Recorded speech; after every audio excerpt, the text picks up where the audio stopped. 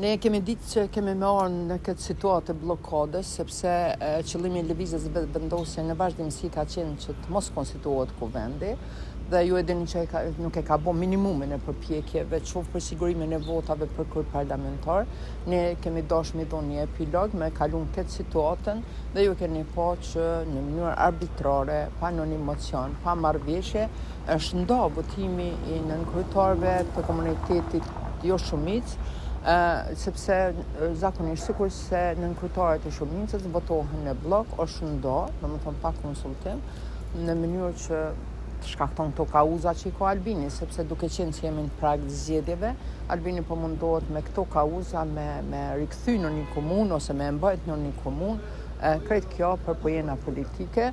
tash detyra është aty në që e kanë bllokuar dhe ta zhvillojnë. Shënim ndonjë skenar ku mund të propozohet dikush jashtë listës apo në këtë rast Rashić ose të votohet? Nuk do të votojmë asnjë.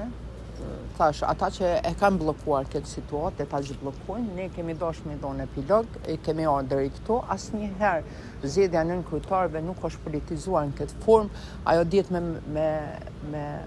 urnes ose me rregulloret të kuvendit dihet cila parti politike ju takon pozita e nënkryetarëve. Për shembull, ne si Aleancë nuk kemi pozitën e nënkryetarëve, kemi votuar në mënyrë që mos bllokohet konstituimi i kuvendit dhe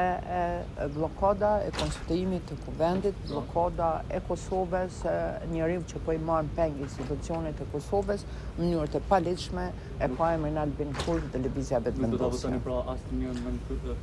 kandidat në lista serbe? Jo, nuk do të votojmë.